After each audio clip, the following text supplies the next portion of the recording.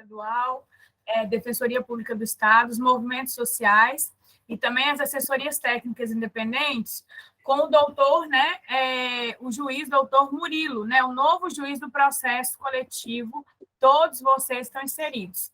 Após essa reunião, foi publicada uma decisão judicial, então, assim, após um pedido, uma decisão judicial muito favorável para as pessoas atingidas. No entanto, ela ainda pode ter recurso pela Vale, Então, ela pode ser mudada.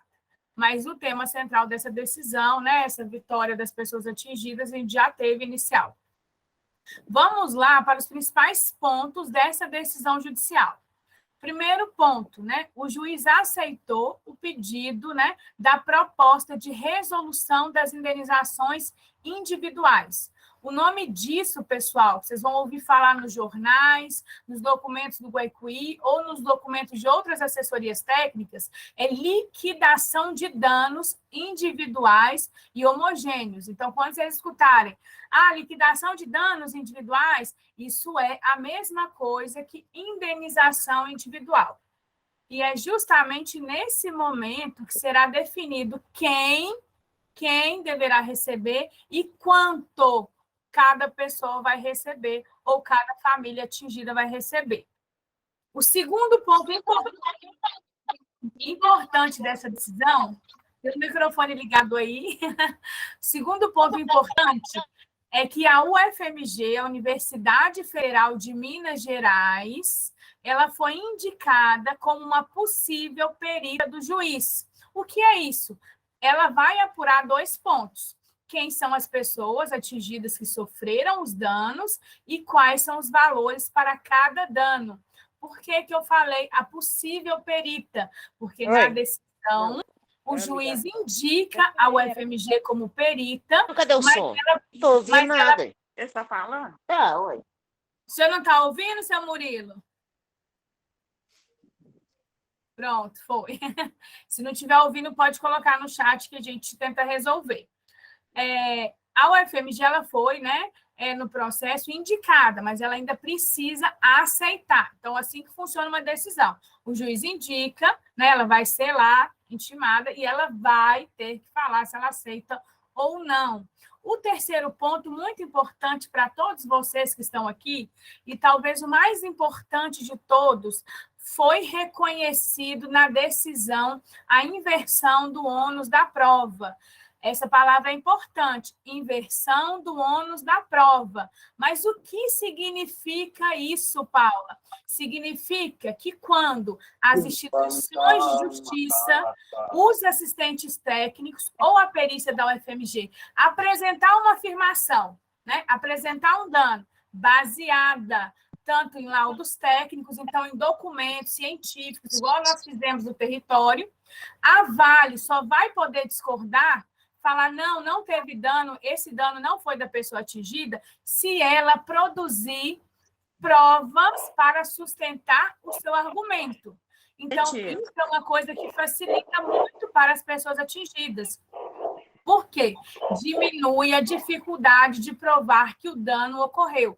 Por exemplo, se a gente, por laudos técnicos, um documento realizado pelo setor de saúde, inclusive também pela UFMG, que houve um dano de saúde na comunidade da área 4 e da área 5, as pessoas atingidas não precisam provar que esse dano existiu.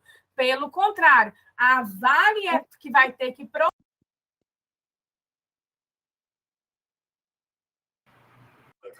Paula. O seu áudio fechou. Fechou? Não acredito, dona Vânia. Fechou. Qual foi a parte que você pegou? Você falou, começou a falar a respeito da questão que a Vale que tem que provar que a pessoa não foi atingida e parou. Então, ótimo. Então, vou citar um exemplo. Por exemplo, fizemos um estudo, o FMG também fez um estudo no território e tem provas de que as comunidades sofreram, por exemplo, um abalo psicológico, um dano à saúde. A Vale poderia chegar e falar assim, pessoas atingidas, quero provas desse dano, me apresentem, então, os papéis que demonstrem. Agora, nesse momento, não vai funcionar assim. Se tem um laudo técnico, né? Se tem esse documento que comprova, né, que as pessoas sofreram um dano, ou à saúde, ou um dano, por exemplo, à desvalorização imobiliária, a Vale é que terá que provar que esse dano não aconteceu. Então, isso é muito importante. Quem tem que fazer agora essa argumentação é a própria Vale. Por último... Eu quero que o meu nome apareça aqui, ele, Rodrigo da Silva. Por último, também ficou decidido nessa decisão, né, do juiz, há 2 dias atrás, que as ATIs, né, elas atuarão como assistentes técnicos das instituições de justiça. Então, a gente vai ter 60 dias. Agora estou te ouvindo. Esse plano... Está me ouvindo, gente? Está me ouvindo, Denísia? Estou ouvindo, assim, tá tudo legal. Então, tá bom, dona Delícia, eu vou continuar. Então, esse último, a gente vai ter 60 dias para escrever, né, um plano para atuar aí nesse processo de liquidação de danos. Como eu falei, liquidação de danos é referente às indenizações individuais, né? A gente ainda não tem como começar esse plano imediatamente, porque não é uma questão, né? É uma questão que a gente precisa saber qual que é a realidade desse processo, da perícia, e como que nós vamos fazer isso em relação, inclusive, né, aí o segundo tema que vai ser trazido por nós, pela Júlia, que é os custos da ATI. Caso alguém tenha alguma pergunta, eu peço para colocar no chat. Também estou à inteira disposição para tirar as dúvidas de vocês, né, em relação ao processo, né? A equipe de direitos, a equipe de mobilização, todas estão no território para tirar as dúvidas que não forem tiradas aqui. Podem enviar tanto para os coordenadores aí do campo, quanto para os profissionais que atuam em Pompéu, Felixlândia e Morada Nova. Pedro, encerro. Obrigado, Paula. Pessoal, eu posso fazer só uma perguntinha? Só porque a gente vai continuar, só um minutinho, pessoal. Ainda dentro desse ponto, tinha um combinado aqui interno de que, após a fala da Paula, uma pessoa que participou, uma pessoa atingida que esteve lá, né, nessa reunião, acompanhou o que aconteceu, acompanhou o fato, esteve lá com a gente, esteve lá acompanhando junto com os demais atingidos, e essa pessoa está aqui na sala, estou entendendo que ela está aqui na sala, a Eunice, da região 4. Eunice, você está aqui, Eunice? Sim, beleza. Pedro. A Eunice vai falar um pouco para a gente, pessoal, sobre como foi lá, só para vocês terem uma noção a partir da fala de uma própria pessoa atingida também com a gente nessa caminhada. Eunice, por favor, você tem aí cerca de 5 minutos para poder trazer. Boa noite a todos novamente.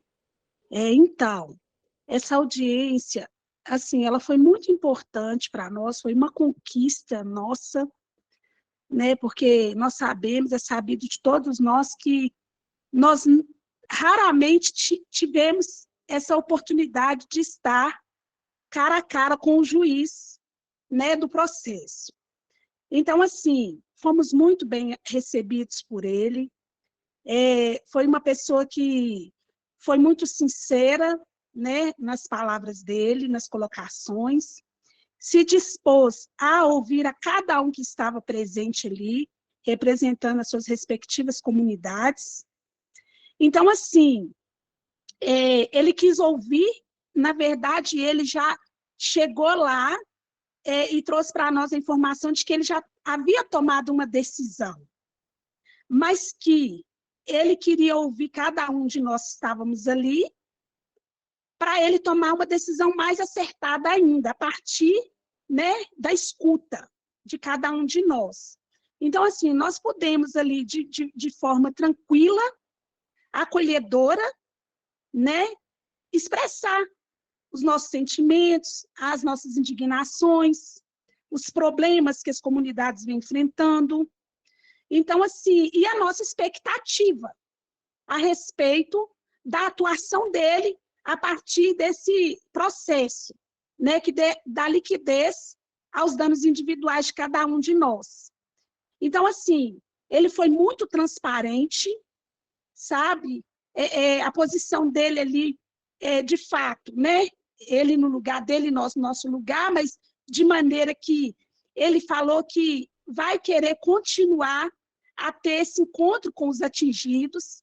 Então, assim, para mim, enquanto atingida, né, assim, foi muito bom, foi uma vitória. Foi uma vitória por quê? Porque agora nós vamos poder participar, dar a nossa opinião, sermos ouvidos efetivamente, sabe? Então, assim, foi muito bom, é o que eu tenho que falar. As nossas reivindicações ali, né, da petição que foi apresentada, ele atendeu ali tudo que está na petição, né? Então, assim, para nós é uma esperança, mas temos que ter o pé no chão também, porque nós sabemos que a Vale é assim, ela vai fazer de tudo para não aceitar as decisões que serão favoráveis a nós. Mas como a Paula mesmo trouxe, que agora houve a inversão, né, do ônus da prova, então agora, assim que nós levantarmos, né, as nossas provas, ela vai ter que provar o contrário. Não somos nós que vamos ter que ficar provando para ela que nós fomos atingidos. É ela que vai ter que dizer, olha, você não foi atingido, e provar isso para o juiz. Então, assim, isso aí é um peso grande para nós hoje.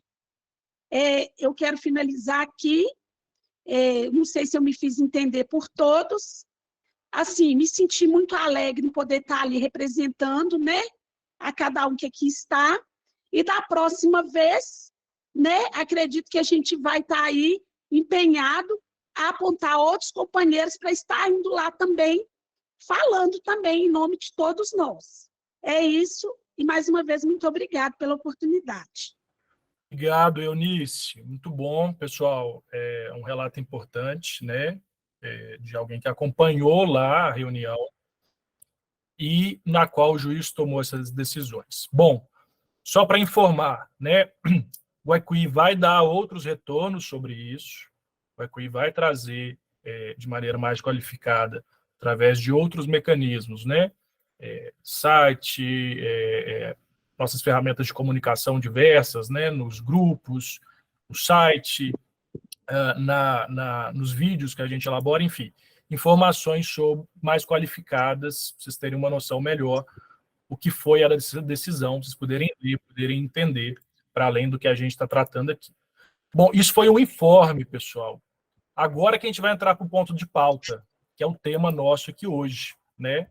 Justamente o tema que a gente convidou, chamou todos vocês aqui, entendendo a importância dele.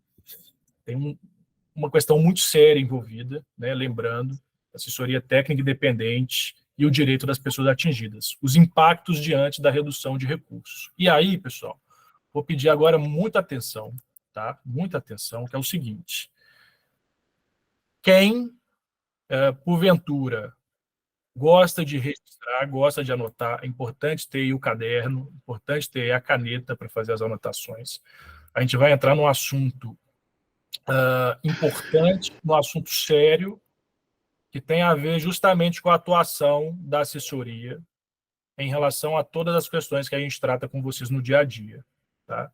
Então, eu vou passar a fala aqui para a Carla, coordenadora do Instituto, o professor Poliano, também coordenador dos trabalhos da assessoria técnica, mas muita atenção, todo mundo vai ter o direito de falar, tá? Ao final, mas só para a gente ter muita concentração, muita atenção no que vai ser dito, porque, de fato, talvez, acho que a quantidade de pessoas aqui na sala mostra isso, estamos com 244 aqui, e a informação que eu tive aqui até o último momento é que a outra sala, a gente está com cerca de 92 pessoas, então é muita gente acompanhando. O pessoal que está na outra sala está ouvindo a gente, né? Eu falo aqui, mas falo para eles também. A gente está fazendo uma condução dupla. Então, assim, muita atenção, registrem, anotem, o tema, o conteúdo é sério, tá? O conteúdo é muito sério, impacta diretamente na vida, no dia a dia de vocês. Então, para a gente poder ter atenção e saber o que fazer, a gente precisa de prestar atenção. Então, peço para que as próximas intervenções, né, ocorra no final da nossa exposição, que vai ser rapidinha, não demora. Todo mundo vai ter o direito de fala. Carla, Poliano. Obrigada, Pedro. Eu só vou dar boa noite a todas e todos. Vou passar para o Poliano, que nós combinamos, e ele vai falar pela diretoria, tá bom? Poliano.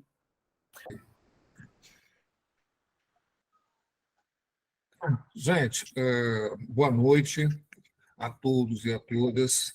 Como disse a Carla, é uma satisfação muito grande a gente ver essa sala cheia, né? Todo mundo que trabalha com movimento social sabe o quanto é difícil isso, o quanto é extremamente trabalhoso chegar nesse modelo e nessa possibilidade de conversa. Por que eu digo isso? Porque quando as pessoas forem se identificando aqui, deu para ver que cada um pertence a um cantinho desse território enorme que se chama Bacia do Paraopeba, e que teve uma coisa em comum: a destruição que a Vale provocou no território em função da negligência, do crime que matou 172 pessoas e deixou milhares aí desassistidos, né? Com todos esses sofrimentos materiais, físicos, mentais, né? E, enfim, toda essa tragédia que foi construída nesse processo, né? Eu quero, porque nem todos participaram dessa história, é importante que a gente reveja de onde que apareceu o Guaicuí nessa história, né? Então, teve o rompimento, a partir daí a gente lutou muito, né, para que não tivesse um modelo tipo Renova do Rio Doce, que está lá o povo até hoje sem realmente resolver seus problemas, né? E, enfim, toda aquela situação toda, e a gente queria garantir uma coisa que os atingidos legalmente conseguiram, que os atingidos têm direito a uma assistência, né, a uma assistência técnica independente, né? E por que assistência técnica? Por que uma ATI, né?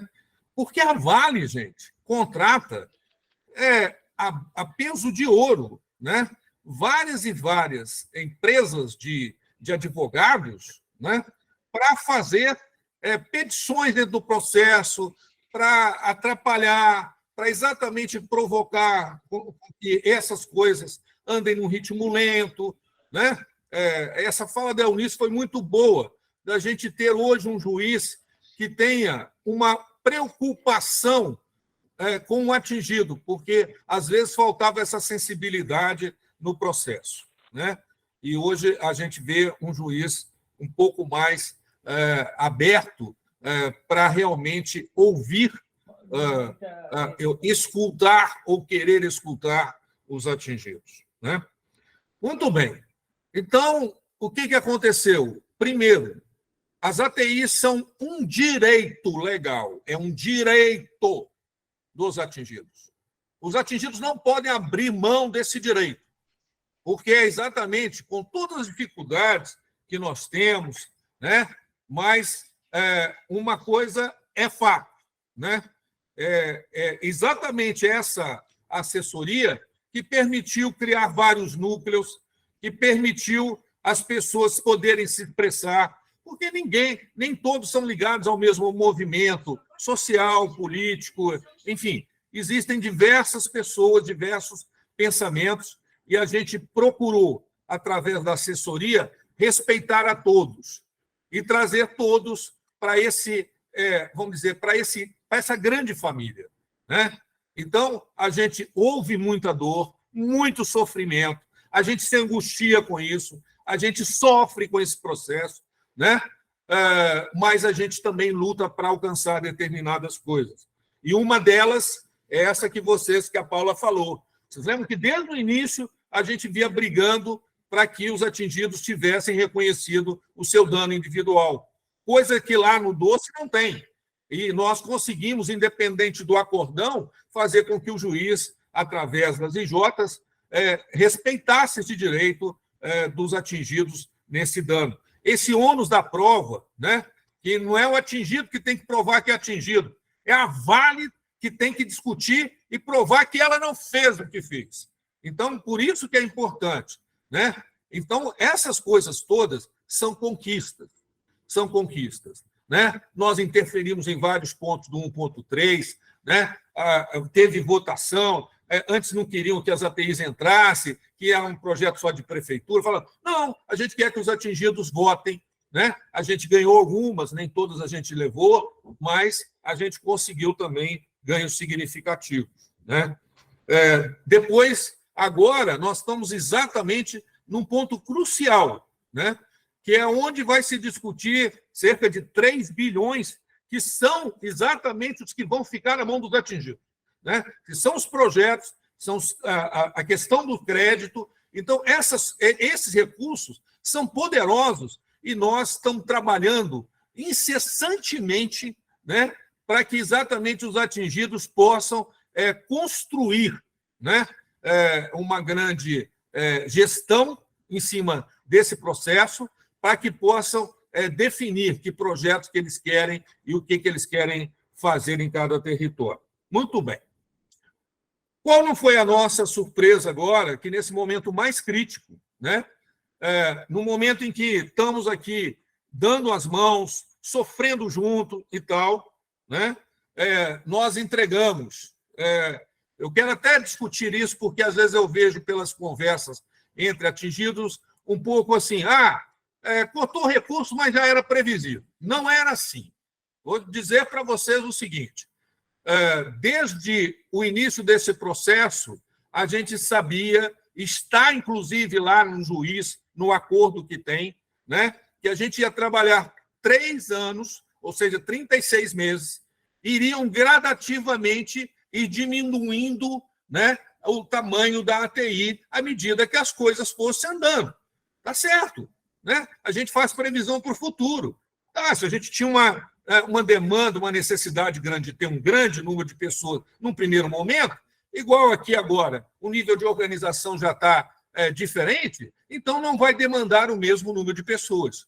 Então, no início do ano, a gente entregou um projeto já prevendo um escalonamento para que gradativamente a ATI fosse diminuindo, mas não perdesse as suas funções, a sua objetividade, o seu compromisso com os atingidos. Isso a gente não abria mão. E a gente sabia que ia diminuir pessoal, o nosso próprio pessoal sabia que ia diminuir à medida que o tempo ia passando.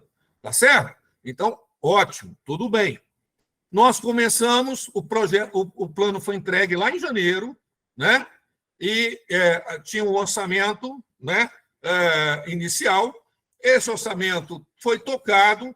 Qual foi a nossa surpresa quando agora, exatamente semana passada, tivemos por parte das IJs uma determinação de que iria se passar somente 45% do recurso. Ô, gente, você imagina você ter uma casa, você ter uma família, né? E vocês sabem muito bem disso, ter uma previsão de orçamento, né? E aí alguém chega e fala assim, meu amigo, da agora para frente você só vai ter metade disso. Ora, evidentemente que não dá para você continuar operando o sistema com esse valor absolutamente enxuto, né? Por quê? Porque você vai ter que, inclusive, provocar uma demissão das pessoas, e, ao demitir essas pessoas, você vai, inclusive, ter que indenizar, porque a legislação trabalhista nos obriga a fazer isso, e nós nunca deixamos de atender também à justiça, à lei e ao respeito do que existe na legislação brasileira. Então, o que acontece? Nós não temos dinheiro hoje, né? Se fosse para mandar embora, e o nosso patamar é um pouco realmente nesse, porque nós só temos mais recurso para esse mês que vem a gente não tem, nós temos que mandar praticamente nossa equipe toda embora, imagina, né? Pagar indenizações em relação a isso, né? E a gente, inclusive, ainda conversou com os promotores, falou assim, não, peraí, se nós temos um teto lá na frente, né, que seja de 200 milhões, alguma coisa assim, né, para todas as ATIs, não só para nós, mas para todas, para trabalhar 3 anos, então é mais fácil pensar o seguinte, olha, então vamos pensar que nós temos que atingir essa meta até lá o final, então nesse primeiro momento, né, eu tenho um recurso um pouco maior para ir fazendo as ações e ir fazendo essa desmobilização gradual. No próximo semestre, eu diminuo mais a equipe, mas sem comprometer o trabalho e todo esse processo. Mas não foi isso o que aconteceu, né? Foi uma decisão repentina, né? Nós conversamos, pedimos sensibilidade a todos, né? Porque o Guaicuí, eu digo hoje, não é somente nós aqui que trabalhamos. O Guaicuí são vocês. Só tem sentido a nossa luta por vocês. Só tem sentido a nossa luta pelos atingidos. Então, você imagina o seguinte, então vamos fechar o Guaicuí, né? Vamos fechar toda a assessoria e tudo isso que a gente montou no momento que a gente está, né, vai literalmente ser podado, e não é só o Guaicuí, viu, gente? Isso vai acontecer com o Aedas, vai acontecer com o Nacabe, ou seja, toda a bacia do Paraopeba vai deixar de ter o direito que está lá, inclusive segurado na decisão do juiz, de ter vocês assessoria técnica, né? Vocês viram aqui mesmo, e eu falo que eu também tenho muita dificuldade, né? Quando o juiz toma uma decisão lá, né? Você entendeu o que significa aquilo e ver como que vai proceder nisso, né? A gente tem que ter uma assessoria para nos ajudar, né? Até no grupo outro dia, o pessoal perguntou, então decifra isso aí para mim. Eu falei, eu não dou conta, eu vou chamar os nossos advogados para fazer isso, porque precisa ter competência. Então, vocês imaginam se com todo esse recurso que a gente tem, com toda essa equipe, com todo esse empenho, né, a gente conseguiu algumas conquistas. Temos agora um momento crucial em que a decisão dos projetos vai passar pela mão das comunidades. Quem vai organizar isso? Quem vai trabalhar isso, se não for exatamente as ATIs? Inclusive, nessa decisão que o juiz coloca, além do perito que está lá colocado, ele coloca com a participação das ATIs, né? Então, como é que vai ter participação da ATI se a ATI não tem a sua viabilidade efetivamente garantida? E quero dizer, quem nos garantiu aqui, né? Quem nos escolheu foram as comunidades, né? Então, não foi uma escolha de gabinete, não foi uma escolha do Estado, ao contrário, a assessoria tem que ser independente. E é exatamente para isso que a gente se organizou e vocês tiveram a oportunidade de escolher aquilo que vocês achavam que seria melhor para representar para vocês. Então, é esse o cenário que a gente tem, né? Nós já pedimos, e todas as ATIs estão apelando exatamente às instituições de justiça, né? Que deveriam nos garantir, com que esse processo fosse tranquilo, sereno e tal, né? A gente foi surpreendido e digo, né? De uma forma que não seria necessária fazer, né? Nós queremos exatamente, ou seja, participar desse processo, trabalhar em todas essas comissões que a gente acabou formando nesses núcleos, né? Quem que vai manter toda essa estrutura viva, né? Toda essa estrutura respirando, se não fosse todo esse trabalho que as ATIs, incessantemente, com o pessoal de campo, com todas as redes sociais que a gente criou, isso é uma estrutura que, para manter, ela exige o comprometimento de todos. Então, é mais ou menos isso. Nós queremos muito, né, repassar isso para vocês, porque, como eu falei, o Guaicuí é de todos, né? Se todo mundo achar que isso aqui é importante, então vai ter que lutar por isso, vamos ter que lutar por isso, né? Estamos já tentando mostrar exatamente essas situações todas para outras instâncias, né? O risco que isso representa para a condução do processo, para a lisura do processo. Se já está difícil com a TI, né? Você imagina sem ela para dar essa retaguarda para vocês, né? E, como eu falei, eu fico muito implicado que essa situação venha exatamente quando os atingidos vão ter mais recurso, a possibilidade de decidir sobre os projetos dele de uma forma direta, né? Então, é isso aí.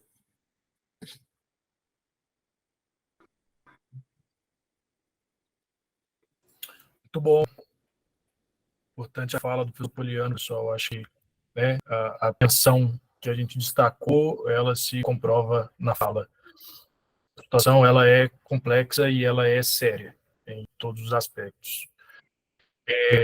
Eu vou pedir agora para a gerência, para a Júlia Nascimento, poder, para além da fala, poder mostrar e evidenciar isso um pouco para vocês poderem sentir também um pouco do que isso significa de maneira mais objetiva e visual. Júlia, por favor. Obrigada, Pedro. Então, gente, boa noite, né? Eu sou a Júlia, eu estou na gerência aqui do Instituto. Eu vou só resumir essa fala tão potente, né? E tão até triste mesmo do professor Poliano, em números para vocês entenderem mesmo o risco, né? Que esse direito de vocês, que é o direito a ter assessoria técnica, está correndo de risco, né? Então, o que o professor Poliano falou? Primeiro, fizemos um plano de trabalho que foi entregue em novembro, inclusive apresentamos para vocês no Fórum Regional em novembro. Esse plano foi aprovado pelas instituições de justiça em janeiro de 2023. Esse plano, ele tinha um teto de orçamentos, né, um limite previsto de orçamento de 58 milhões para 5 regiões, tá? Região 1, 2, 3, 4 e 5, de Brumadinho até Três Marias. Gravem esse valor aí, 58 milhões. Só para o primeiro semestre, tá? Para o primeiro semestre. Porque nesse plano, a gente, como o professor disse, a gente previa ir reduzindo ao longo dos semestres. No segundo semestre, o orçamento era melhor. No segundo ano, menor ainda. Porque, na medida que vocês forem ganhando forças, ganhando os direitos de vocês, a assessoria não precisa continuar com tanta força no território, com esse apoio às pessoas atingidas. Então, a gente já previa um plano de desmobilização ao longo desses 3 anos no plano de trabalho. E em toda a bacia também, de Brumadinho até Três Marias, atuariam cerca de 600 profissionais nesse primeiro semestre de 2023. Tem gente que fala que é muita gente trabalhando, que não precisa desse tanto de gente, não. Mas só para vocês terem uma ideia, existem mais de 380 grupos e comunidades atingidas ao longo da bacia do Paraupeba e Represa de Três Marias. Se a gente for fazer uma continha simples aqui, não dá nem 2 pessoas assessorando um grupo e uma comunidade, né? Então, 600 pessoas não são muitas pessoas. Inclusive, deveríamos ter mais pessoas aí junto com vocês para a garantia desses direitos. E aí, para nossa surpresa, na quinta-feira da semana passada, as instituições de justiça falam assim: vocês têm que gastar 30 milhões. E a gente, mas a gente acabou de entregar um plano falando que a gente vai gastar 55, como que a gente vai gastar 30 no semestre, agora em março, passado janeiro, fevereiro e março? Como é possível gastar 30? Uma redução de quase 50%. E aí vocês me perguntam, então significa que a assessoria vai ter que reduzir pela metade? Não, é pior ainda, porque nós já gastamos 24 milhões em toda a bacia. Então, como é possível, nos próximos 3 meses, nós chegarmos ao teto de 30 milhões? Ou seja, gastarmos somente 6 milhões, as 3 assessorias, nas 5 regiões atingidas. Então, o impacto disso é que, nos 3 primeiros meses, as instituições de justiça estão obrigando a gente a gastar 4 vezes menos, 4 vezes, não é a metade, né? Nos próximos meses. E isso é um impacto extremamente catastrófico mesmo para as assessorias. Como o professor Poliano disse, a assessoria hoje não tem recursos sequer para demitir seus funcionários para poder cumprir com isso que foi estipulado pelas instituições de justiça. Então, isso ocasiona o quê? A inviabilidade da gente conseguir garantir as atividades com vocês, né? Estávamos prevendo aí fazer rodadas do anexo 1.1, do anexo 1.3, estávamos prevendo ter encontros de lideranças para garantir a segunda onda do sistema de participação, a gente também estava avançando nos relatórios ambientais, então todas essas atividades correm o risco da gente não conseguir mais efetivar. Corre o risco da gente perder toda a nossa equipe nos territórios.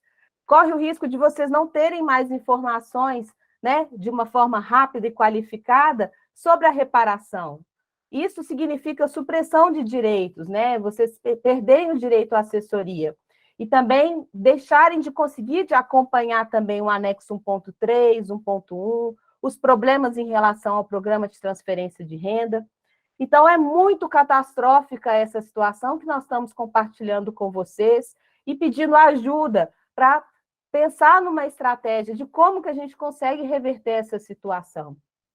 O que nós já fizemos? Como o professor Poliano disse também, já enviamos um ofício para as IJs falando: IJs, respeitem o plano de trabalho que nós fizemos e vocês aprovaram no início do ano. Considerem esse trabalho que nós apresentamos para as pessoas atingidas, né? E nós prevemos já uma redução das atividades ao longo do tempo. Não arbitrem sobre o teto, né? Considerem o planejamento que nós estamos fazendo e respeitem as pessoas atingidas, os profissionais, trabalhadores que estão no território. Então, nós fizemos um ofício que foi enviado hoje para as instituições de justiça. Nós também estamos participando de algumas reuniões de comissões parlamentares, né?